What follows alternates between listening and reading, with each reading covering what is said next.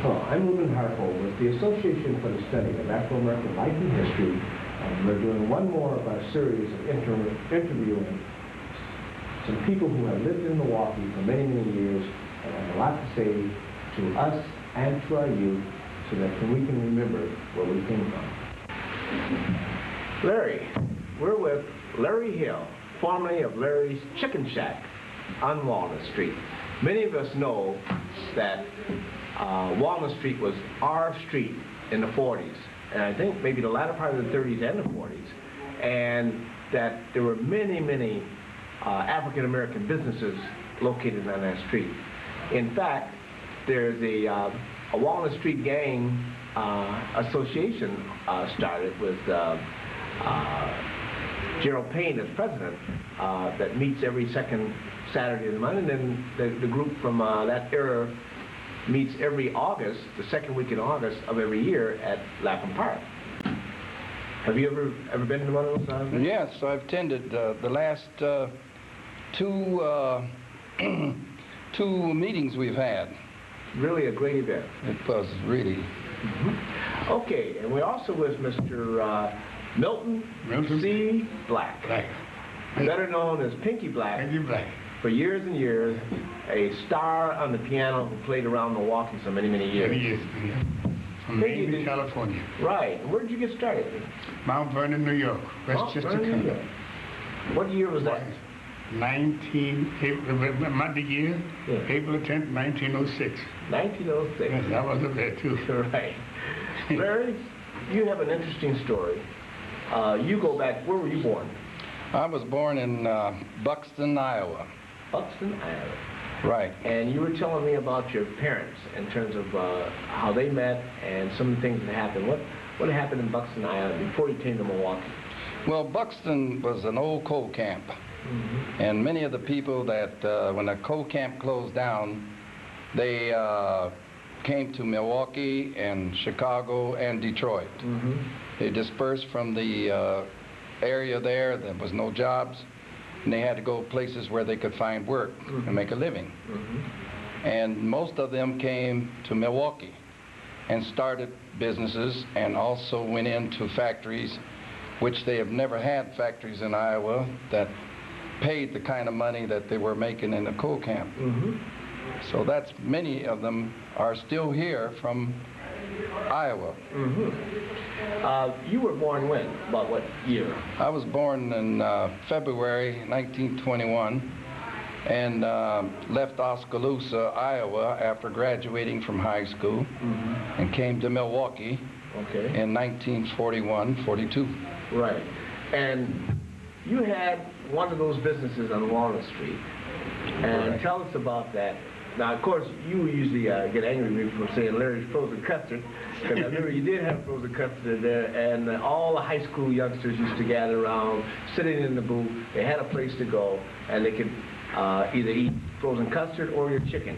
But tell us about the Larry's Chicken Shack. Well, that was really a remarkable period of time for youngsters to come together. A very unique group of youngsters they were. And they used to follow into our restaurant, the Chicken Shack, and they met there periodically, morning, and noontime, and evening. A very obedient group of youngsters that made it their daily visit to come to the restaurant and share some of the problems and good times they had from school and so forth. A lot of dating and marriages took place out of your restaurant. Right, right. That is one of the places that made Walnut Street famous, was our restaurants and our billiard parlors and taverns, drugstores, and many other things that we shared and spent money back and forth. Well, you know, if we started up around 10th and Walnut, and you know, just between Walnut and Galena, there were a couple of things there. One, there was St. Joseph's Catholic Church, and then there was the old children's home that later moved out to the county grounds, even though they're talking about bringing it back now. And then there was the very famous Tabernacle Baptist Church with Reverend Williams as the moderator there, which had a tremendous impact upon the community. And then, of course, it was north of Walnut on 10th Street was the 10th Street gang with the Jordans and the Newsoms and a few others like that. But then coming down Walnut Street, of course, if you can name some of those businesses. Well, there was T. Joe, which everybody knew T. Joe. That was had close to the Regal Theater. Yeah. Regal Theater. I know T. Joe. Yeah. And there was Claire's Restaurant. Claire's, right. And the 7-Eleven. 7-Eleven, that's Joe Harris. Joe Harris. And the Pastime Pool Hall. Mm-hmm. Then there was the beauty parlor, Sally's. Mm-hmm. Then there was the laundrette. Right. The drugstores. Rose. Mm-hmm. Matherson was next door to me. Now that was a haberdashery. Haberdashery, one of the finer clothing area we had. Period. Black or white. That's right. One of the finest. He was in business for many, many years. Many years. Right next door to me, and everybody knew Mr. Matherson and catered to him because of his fine quality of clothing. Right, I remember one time Donald Jefferson said to me, I'm going to teach you how to dress. It took me by Matherson and bought me a bright orange sweater. Right. And I also had one of the bright red coats I purchased from him. Yeah, Matherson was quite a gentleman. In fact, in that same mold, you had Hildred Green that worked over at Bill's clothing store over at Meineke. And, of course, Lincoln Gaines was over there. And those men, and then Bob Harris later began to work for. But clothing, how you dressed and looked was really something. And old man Mason's tailor, who had graduated from Tuskegee, was over right next to the Booker T. Washington YMCA that C.L. Johnson had helped to found, along with Miss Lindsay and Lincoln and a few others. And, of course, that's where you used to play your basketball. Correct. Mr. Johnson was one of the great inspiration of young people. He brought a lot of people into the Y there that made it up of teams that was very highly performed in sports. Basketball was one of the main things that he pushed. You remember some of the players that were on your team? Because I remember seeing you in a picture with some of those players. Right. There was Pat Goggins and Jackie Love and Britton. Bubble Britton. Bubble Britton was on there? Oh, yes. We had a very good team. Now, Bubble was supposed to be one of the greatest basketball players ever come out of Milwaukee. He was actually, in his time, he should have been up with pros because he was one of the greatest basketball players that I remember. He'd gone to Lincoln High School. Correct, yes. And who were some of the others? You remember them? Well, there's Ryder. That presently he's, these are some of the people. Opal Ryder. Opal Ryder, yeah. Yes. Could Opal play? Oh, very good. Yeah. Then there's, I'm trying to remember, some of the others are passed and gone. See, now Opal, the great member of Calvary Baptist Church, was the Black Baptist Church. Yes, I was there today at Calvary, and he hadn't arrived, but he's very active in Calvary Baptist Church. Now, you know, Larry, you had a lot of people to work for you, and you were telling me the story as to how you got started, and you also told me about what age you were when you started. Now, we all thought, because you were kind of big then now, Larry, you know. I'm big now. Yeah, right. And what you mentioned, I was small then. Right, we thought you were kind of old when you started that business. No, I was a very young person. Tell us how you got started. Well, I found that I couldn't find a job here in Milwaukee to suit my ideas and ambition. So I decided to project out and go get my own business, open up my own business, which was interesting enough as saying I would like food business. Right. So I opened up a hamburger, frozen custard, and hot dogs, and was very successful. Did you know anything about that before you started? Only at home. That was my first interest, is eating at home and fixing little dishes. My mother always was interested in showing me how to fix them.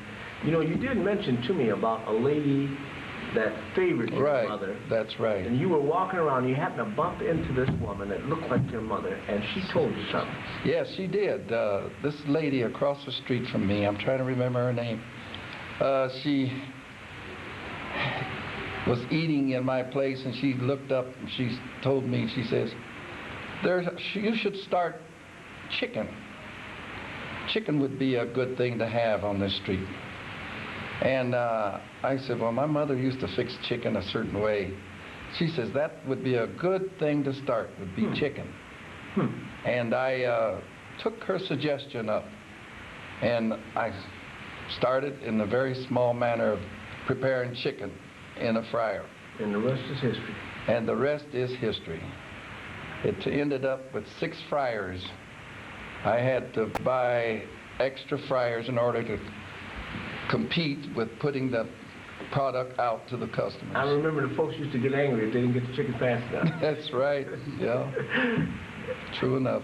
Now, how did you get started?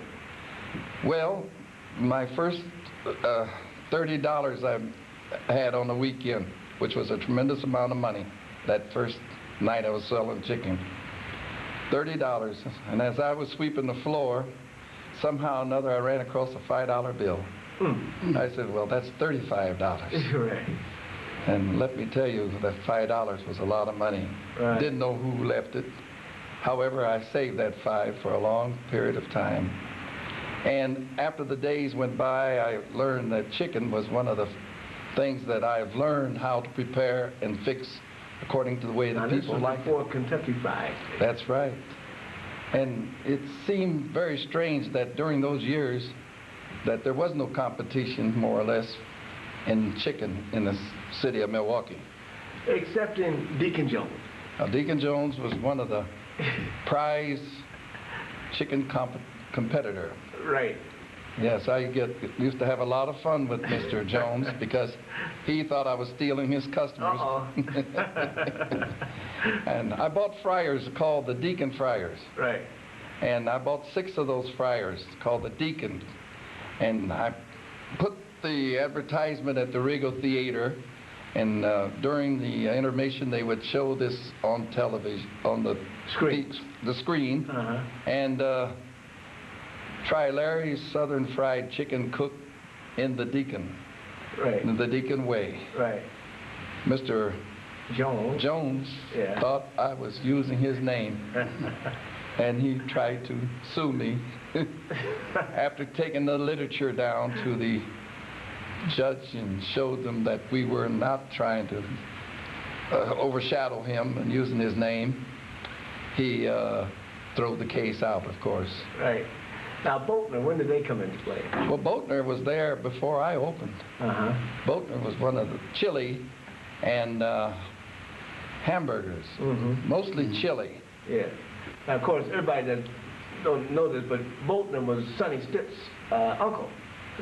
Right. And Sonny Stitt used to come to Milwaukee quite a bit. Did you ever play with Sonny Stitt? Did he ever play with you? Sonny Sonny Stitt, an alto saxophone. I played when I came here. I sat with him. I said when I played in the key F sharp. Yeah. On the black key. Yeah, right. Black. Yeah, and so, but Boatner had his chili, huh? Boatner was famous for his chili. Did you know Mrs. Love with her hot tamales? I believe they came in yes, they were up there next to Claire's, I think. But who was this barber that helped you? Remember you said you were about ready to go out of business and this barber? Oh, yes. One of the great inspirational things that happened to me was this barber around the corner from me. Used to call him Spot Shot. And he would always have his coffee sitting at the end of the counter. And during that time, we couldn't get loans and try to stabilize and raise our business to a level where we had to buy our stock. Right. And he was observing that I was buying stock without money enough to cover. Right. Spot Shot, or Mr. Carter was his name. Mr. Carter pulled out $300 and then here handed it to me. He says, "This is a loan to pay for some of this heavy stock that's coming in." That was a time that I'll never forget. Mr. Carter gave me that lift. You were 22 years old. 22. And it was nothing but success after that. Yeah. See, I remember across the street was a music cafe. Right. T. Joe's. T. Joe's. Right. And then there was Knox. Knox. Yeah. And that's right. And then directly across the street, shortly after I opened, was Williamson Frozen Custard. Williamson Frozen Custard. And it was the greatest competitor I had. Right. Now, at one time, there were three of y'all. There was Williamson, Richardson, and you, right? Well, Richardson wasn't on Walnut Street. No, he was on Reservoir. Right. 7th and Reservoir. Yes. In fact, I learned later that his was homemade. Homemade. What about Richardson? Williamson? Williamson and I bought from Nina. Right. Prepared mix. You know, old man Richardson's place still up on the 14th and Concordia. Isn't that right? And now his wife, you know, he died, but his wife still living. I see. 14th and Concordia. I know where he is. And homemade. Now that's amazing, because I remember him, he used to have those pictures on the wall of all the students that used to come in there. Mm-hmm. Now, you stayed on Walnut Street until Walnut Street fell apart, right? Yes, we were advised that we should move by the city. They were going to make a boulevard out of it, which they did later. And many of the people were looking for different areas to move to, carry their businesses. That was like it was very disappointing, because once you establish yourself, it'd be difficult to move out and try to reorganize and run a business again. Yeah. Now, we're sitting in the Northside YMCA, which was came after C.L. Johnson, but you then located your place right across the street. Definitely. Location was so essential. Finding a location that would be comparable in running a good business. Right. And fortunately, I found a place that was empty. Lady by the name of, it was a Greek lady, Mrs. Mahopoulos, had an empty store. And fortunately, I was there to, at the right time, to rent from her. And I expanded that store into 3 other stores, turned out the walls, and just as it was in Walnut Street, the business grew and provided us with a good income and family. Did any of your children take up this? No, that's the secret of the whole thing. They should have followed in some of the things. Our recipe was still there for our chicken and preparing our chicken. Still have that recipe? We still have but they're anticipating someday to open a business with this recipe. And I was asked many times for the recipe. But you still have it? I still have the recipe. That's great. Well, I'd certainly like to thank you, and we're going to go to Pinkie Black and hear him play his piano a little bit, and then talk about what happened to him over the years. I'd like to say my first job I had when I came here, I worked at the East Off from McCarthy. Oh, yeah. Then I went to the other place. I worked for Frank Botticelli. I stayed there 9 months on the stage, played down his place, and I don't know nothing. Right. We'll get back to Frank Botticelli and the boys. Right. We're back now talking with Larry Hill and Milton Black, formerly known as Pinkie Black, about the old days here in Milwaukee, Walnut Street. Larry, we were talking about Walnut Street and your place there and the many businesses that were there, including Lloyd's Drugstore and also Greater Galilee Baptist Church there on 8th and Walnut, and then Roosevelt High School and the Booker T. Washington YMCA with Old Man Mason, the Taylor, and T. Joe's and Babe's and Claire's Restaurant and 7-Eleven and the pool, kind of a tightly knit community where you could walk and get a lot of the things that you need, including Miss Bookshire's store for curtains and buttons and things like that. And you had a comment earlier that you wanted to make about the feeling of the people who were there. Well, actually, when we were operating on Walnut Street, there was a close-knitted group. When we were on Walnut Street, we more or less patternized each other. We were successful in going to these different places when we needed things. If we needed a haircut, we'd go to the barber shop, which was on Walnut Street. If we needed the drug out the drugstore, we had one. If we needed recreation, we go to the Pastime Pool Hall, 7-Eleven. Right. If we needed a drink, we had our taverns. And Isaac Cogs and Isaac Cogs, I played for him on the corner. Cogs had his place on the corner there. And if we needed a cleaning service, we had a cleaning service there. Bandbox. Bandbox. What was the name of that? We had some of the best cleaning dress and pants and suits. There was Mr. Hill also was there. Oh, old man Hill on 19th. That's right. Just south of along And these are the things. And if you want to buy clothes, we had our clothing there. Yeah. So this was so significant to make a successful Walnut Street. The money traded each other. That's right. We brought the money back and forth to each other. We didn't have to go outside the community to spend. And you were able to hire the young people in the area. Right, and the young people were very, very happy to get these part-time jobs and still go to school. Some of them advanced, and as of today, some of them are graduated out of high school and they went to college. Some of them are even in the professional life now that even worked for me. And I feel gratified to know that I had something to do with their success and staying in school. So what was it about this group of business people from Walnut Street that made it so successful? Well, in 1951, we started what you call a small business association. And that was very significant to bringing people together. We still have pictures of those people that first started. Charlie Opitz was one of the presidents. Charlie Opitz, who was he now? He had the vendor concession, and I also had a jukebox, which we have musical, as you put money in. Was this before Joe Harris had his vendor and Vi Harris with their vendors? At the same time. They had theirs as well. The Charlie Opitz and Doug Opitz were brothers.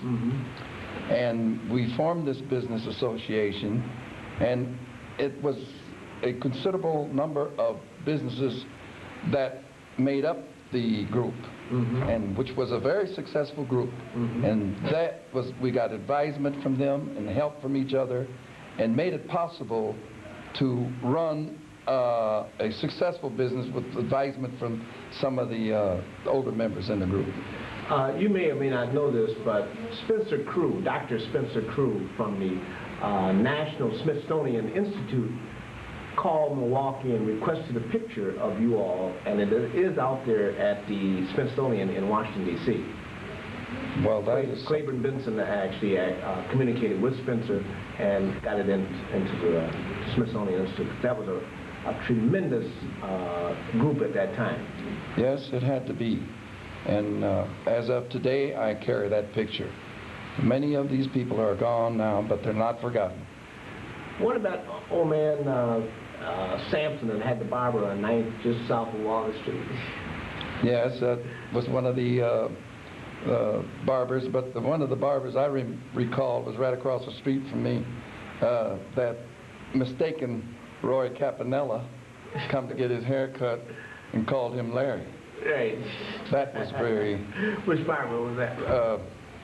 I think it was McKinley. I can't think of his name, but he talks about it, that when he sat in the chair, he called him Larry, and he looked up and says, "I'm not Larry. I'm Roy." So I'm Roy. He said, "Roy who?"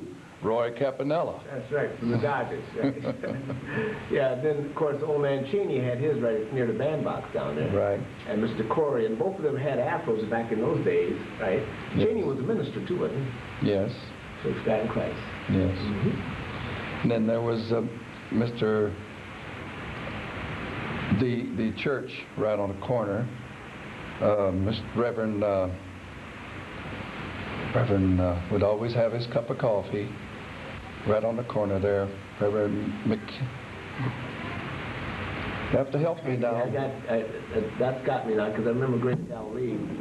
Right on the corner of 6th and Walnut. Right on. Oh, it's Reverend McGlynn. I was going to say yes, right. St. Matthew's. That was another gentleman that was a very, very good customer of mine. Oh, yeah, of course, he could talk. And he could talk and he could eat. He loved my chicken. Right. And then there was another gentleman, Fisher.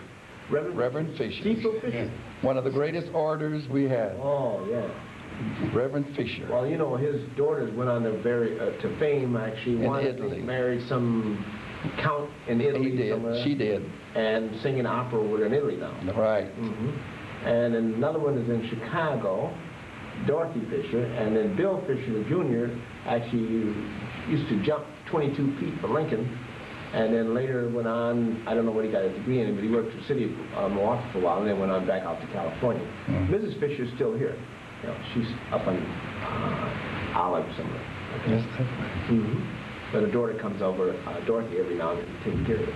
So that was a great area. Of course, everybody knew Mr. Fisher because he was in charge of the draft. Right. So the fellows were doing all kinds of things to stay out of the service, but it seemed like Mr. Fisher would know where they were and would always gather them up. They were living right on Reservoir, right across the street from Reservoir Park, and the playground for Lapham Park and Roosevelt Junior High School. Right. Remember Max Tavern on the corner, 4th and Walnut? Max Tavern? I played there with Sonny.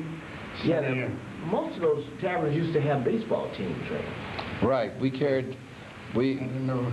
sponsored teams. That's another thing that helped these youngsters during those times. We had a lot of baseball teams, basketball, and I especially sponsored teams every year. Yeah, I remember when you used to do that. And that in itself was incentive for those youngsters to work hard to maintain their image. What did the sponsorship mean? Was it buying the uniforms? That's right. What else? Buying the uniforms, and in their successful end of the year, they were granted trophies, and we throw a party afterwards. Right. And that wasn't that much, but it was enough to get them going and That's right. show that the business people cared about them. That's right. Well, we're going to take a break, and when we come back, we're going to talk with Mr. Black to find out about what happened in the musical world. Yeah. All right. Okay. And we'll be right back.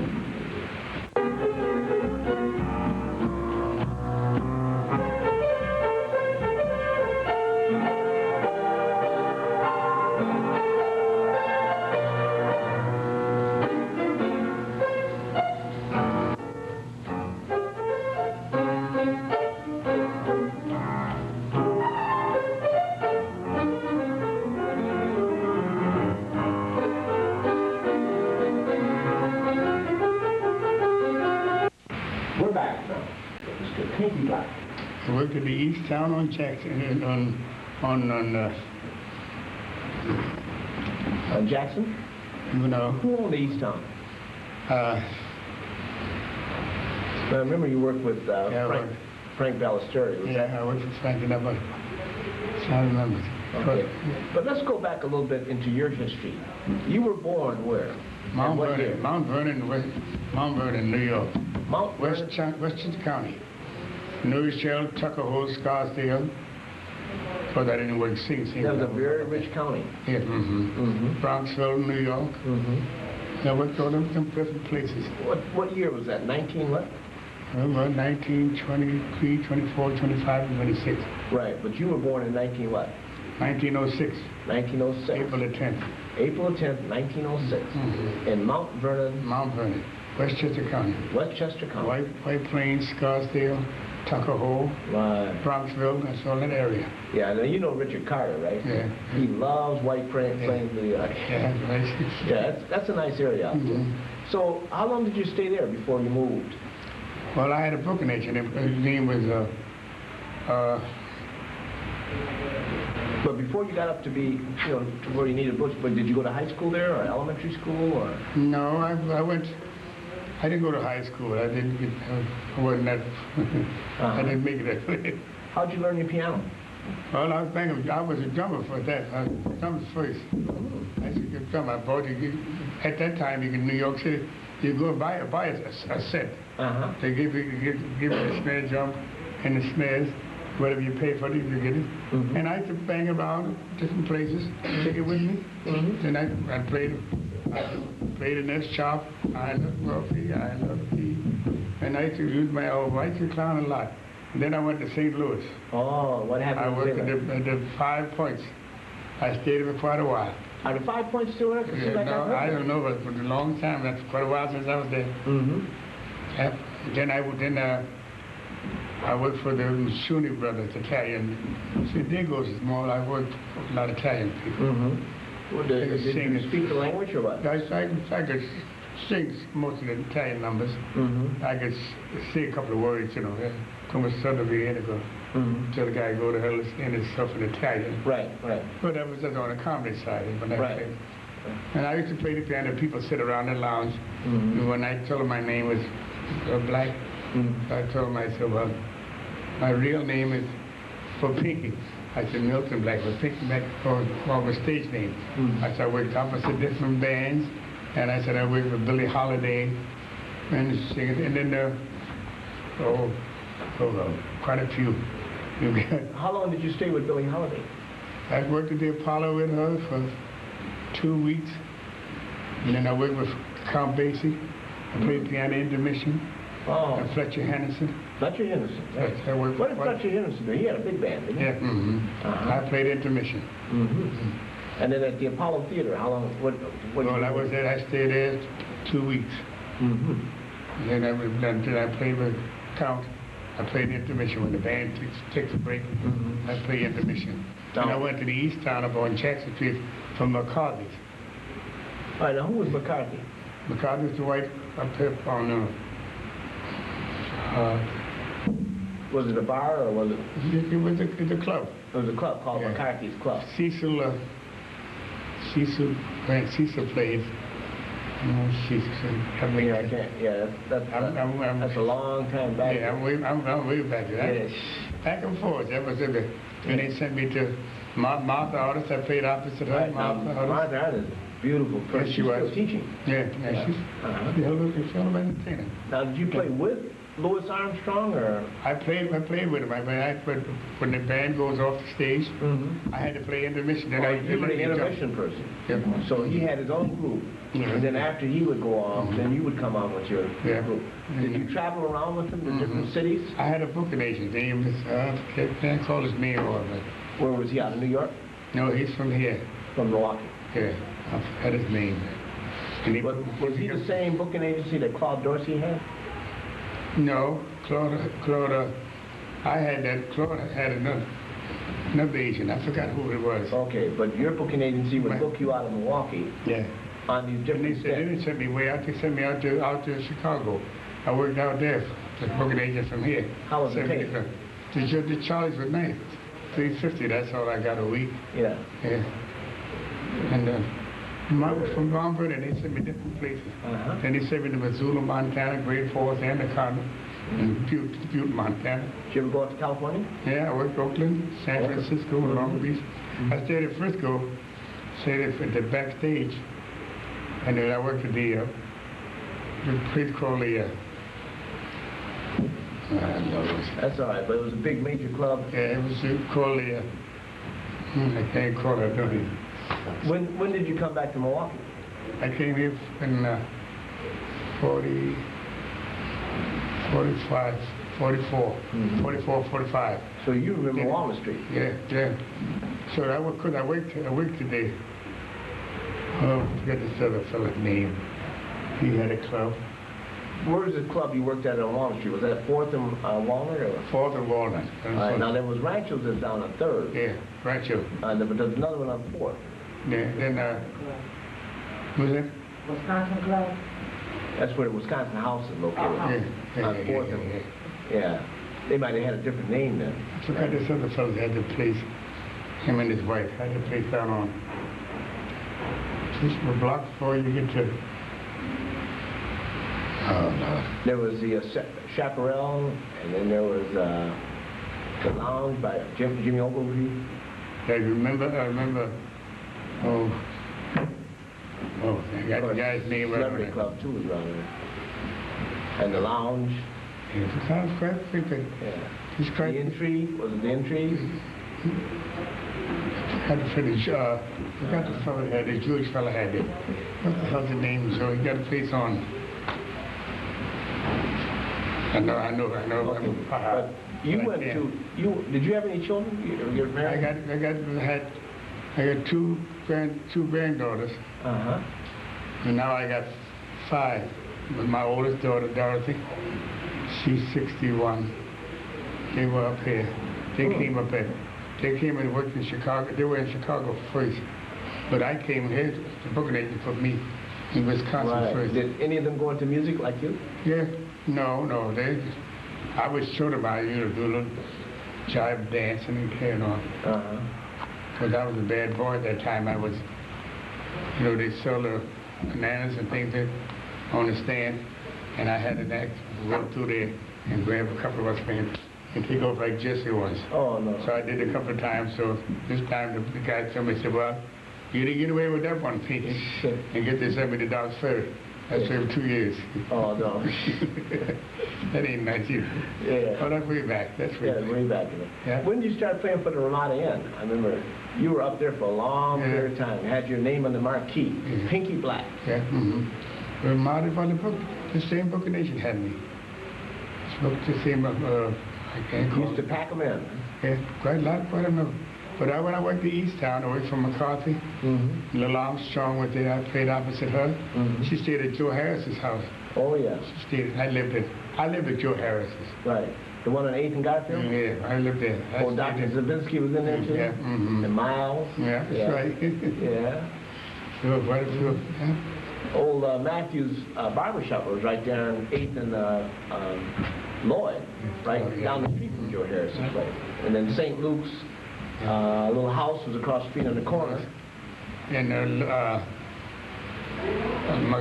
McCarthy, the name was dead now. Dan called what the name is. She had a place on oh Lord, and I know I worked for can't call her name. That's it. Was it a bar? Yeah, she had it on the corner of 7th and 4th, 7th and. Either Galena or Walnut? This guy had this white fella had his place with the King Tut? No, his name. Well, that's I know that this place here where they have what do you call it? Show pictures, girls. Yeah, well, yeah, you're right. Yeah. But yeah, I can't call it myself, but you're the white fella had this place, right? And I worked for him. I played down there, played the piano while he showed them pictures. I was near the White House. It was down near the Burlesque and the White House down there on 3rd Street, right? Izzy Popgrive, I guess, was shot a while back. That's Brass Reel. Is that what? Brass Reel. The Brass Reel. That's what you're talking about, right? Yeah, there used to be a lot of clubs up and down that street, but now you've been playing over the Clinton Rose Center. Yeah, I've been playing it for quite a while, but I've been more out to the work from McCarthy, and I worked at the East Town. And they sent me to different places, then they booked me and get a hold of me, then sent me to Missoula, Great Falls, and Anaconda. Right. And what's his name? Brother lived out there. Cecil. Was it Cecil? Remember his brother? He died at Cecil. Remember Brown? Cecil Brown? No, Cecil. Oh God. You remember? What's his name? He lived in Missoula, Montana. His brother. Wait a minute. Well, Attorney Dorsey was up around that way. Who? James Dorsey was around that way. Yeah, but I'm talking about. Oh Lord. Well, that's okay. Yeah, I don't know. What advice would you have for our young people today? Well, it's a little different than what. I mean, I got along with him, but I mean, I clowned a lot. I ran into a little what's the name one time in the East Town. And McCarthy had it. A sailor come in from the south. He said, "Where you come from? Niggas don't sit next to white people." Oh no. And I told him, I said, "Man, forget it." I said, "You up north, you're a sailor." And the counterman told him, "Forget about it." So and he was sitting over here, and I was over here. I didn't do nothing. I didn't think about going over hitting him. I waited till after he gave me my sandwich. I went to go out, and he pushed the door and pushed out. When he pushed me out there with the door, And I said, come on, I pushed me out on the street, on the sidewalk. I said, come out here, you son of a... And when he came out, I hit him. I knocked him out, and I stood like that, posed, but I didn't see the cop. He gave me 6 stitches. Oh, the cop did that? Yeah, the cop hit me. Wow. Well, it's a bunch of Charlie, that's right. See, the white boy, and I'm standing there like... Ready. Ready. And then the policeman walked up and hit you. And if I'd saw him, I would have got it on the hip, but I didn't. I stood like that. Got you from the blind side. Let's see that again. Give me a hell of a write-up. Yeah.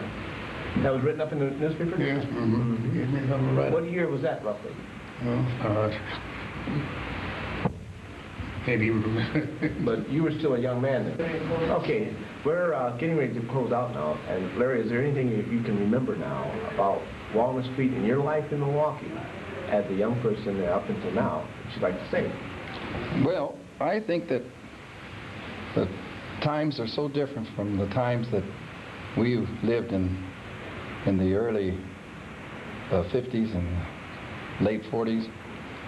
The people had so much more respect for one another. Yeah, at that time, that's right. And they brought out the conscience of helping one another, doing things for one another. We had very little fights, shooting. There was so much more concern about living and helping one another in their daily habits. How did that occur? How did that happen? I think ministers, or was it just people themselves? How did they get those values? I think the values come with association, communication with the churches. Our churches was very active, and I think the results of the people working in those churches was close to the business people. They were close to the people in the community. There was very little housing, so they all had to double up on housing. People were coming into the city in large numbers, and the Southern hospitality they brought with them met with the Northern Association, and it was a collaboration between the Southerners and the Northerners, and it was interesting to see how the people were getting along. It was beautiful. It was really a collaboration of people migrating together and helping one another. You think it can happen again? No, I think we're living in a different area now. They lost a lot of respect, and they've lost so much in education, and I think we have to knuckle down and find out the nucleus of the problem. Well, I'm all right. I'd like to thank you for allowing us to come into your living room today to talk about old Milwaukee and the business community that is here, and also a little bit about the great musicians that were in Milwaukee, Pinkie Black being one, and some of the people that we played with. For now, this is Reuben Harpole saying so long. Thank you. I enjoyed myself. Let me get it.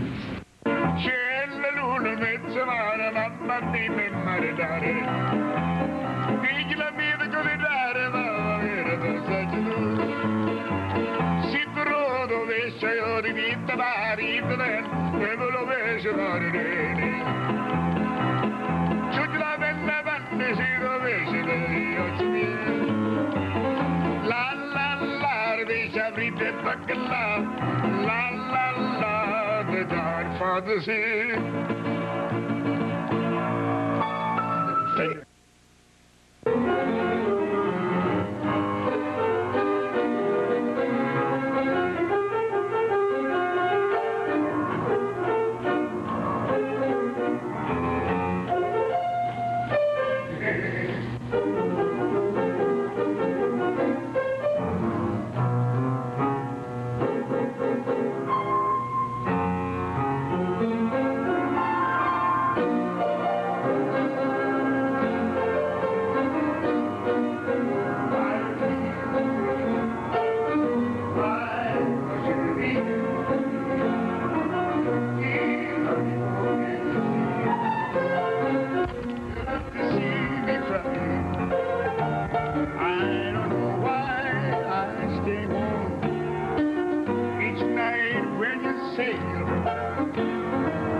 You know that I'm left alone, singing the blues and blues.